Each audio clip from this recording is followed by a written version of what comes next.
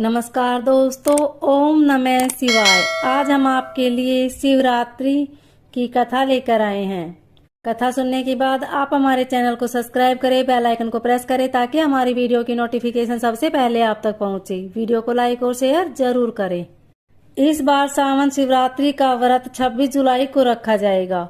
सावन शिवरात्रि के अवसर पर शिवरात्रि की कथा पढ़ना बहुत ही फलदायी बताया गया है। इस व्रत कथा में व्रत के लाभ और इसके महत्व का भी वर्णन किया गया है।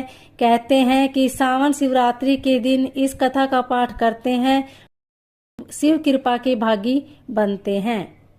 देवों के देव महादेव का सबसे प्रिय महीना सावन चल रहा है। वैसे तो इस महीने का हर एक दिन बहुत शुभ है, लेकिन सावन सोमवार और शिवरात्रि का विशेष महत्व है। सावन शिवरात्रि के दिन भगवान शिव का रुद्राभिषेक या फिर जलाभिषेक करने का बहुत ज्यादा महत्व होता है। शिवरात्रि के दिन रुद्राभिषेक करने से व्यक्ति के संकट दूर होते हैं। शिवरात्रि के दिन बहुत से लोग व्रत रखने से मनुष्य को शिवलोक की प्राप्ति होती है और जाने अनजाने में हुए पापों से मुक्ति मिलती है। जैसा कि शिवरात्रि व्रत कथा के अनुसार शिकारी भी पाप मुक्त हो गया था और अगले जन्म में राजा बना था। कहते हैं कि शिवरात्रि का व्रत रखने से मनुष्य अगले जन्म में उत्तम कुल में जन्म लेता है और राजा के समान जीवन जीता है। आइए जानते हैं शिवरात्रि की व्रत कथा। पूर्व काल में चित्रभानु नामक एक शिकारी था। वह शिकार करके अपने परिवार का भरण पोषण करता था। उस शिकारी पर साहूकार का कर्ज था, लेकिन वह उसका कर्ज समय पर नहीं चुका पाया। फिर साहूकार ने शिकारी को शिव मठ में बंदी बना लिया। जिस दिन उसे बंदी बनाया गया उस दिन शिवरात्रि थी। चतुर्दशी के दिन उसने शिवरात्रि व्रत की कथा सुनी और शाम होते ही साहूकार ने उसे अपने पास बुलाया और ऋण चुकाने के बारे में कहा। उसके बाद वह फिर शिकार की खोज में निकला। बंदी गृह में रहने के कारण वह बहुत भूखा था। शिकार की तलाश में वह बहुत दूर निकल आया। अंधेरा होने पर उसने जंगल में ही रात बिताने का फैसला किया और एक पेड़ पर चढ़ गया। उस पेड़ के नीचे शिवलिंग था जो बेल पत्तर के पत्तों से ढका हुआ था। शिकारी को उसके बारे में जानकारी नहीं थी। पेड़ पर चढ़ते समय उसने जो टहनियां तोड़ी वह शिवलिंग पर गिरती रही।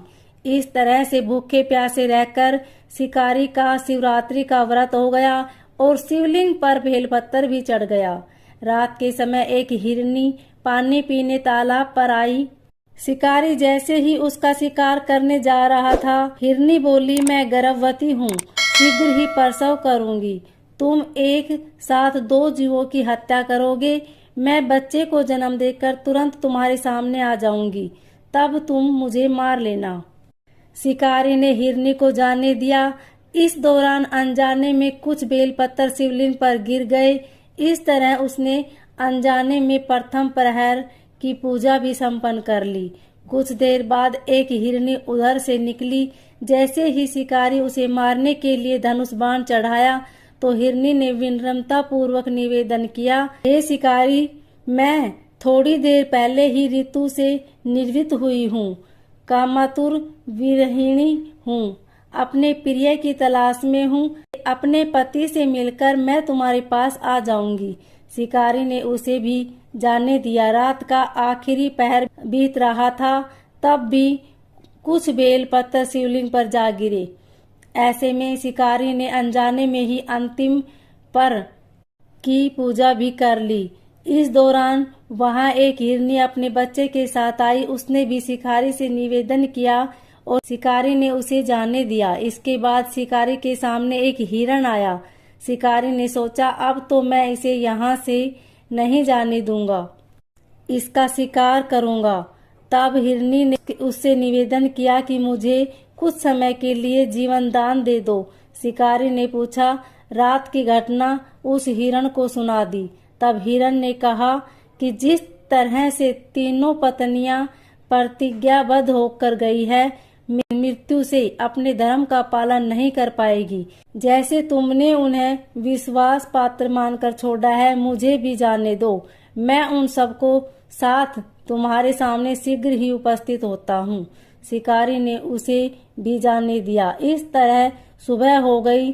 उपवास, रात्रि जागरण और शिवलिंग पर बेलपत्र चढ़ाने से अनजान में ही शिवरात्रि की पूजा पूर्ण हो गई। लेकिन अनजाने में हुई पूजा का परिणाम उसे तत्काल मिला। थोड़ी देर बाद हिरण और उसका परिवार शिकारी के सामने आ गया। उस समय सभी को देखकर शिकारी को बहुत गिलानी हुई और उसने पूरे परिवार को जीवन दान दे दिया। अनजाने में शिवरात्रि व्रत का पालन करने पर भी शिकारी को मोक्ष की प्राप्ति हुई। जब मृत्यु काल में यमदूत जीव को ले जाने आए तो शिवगणों ने उन्हें वापस भेज दिया और उसे शिवलोक ले गए। शिवजी की कृपा से चित्रभानु अपने पिछले जन्म को याद रख पाए। शिवरात्रि के महत्व को जानकर उसका अगले जन्म में भी पालन कर पाए। ओम नमः शिवाय।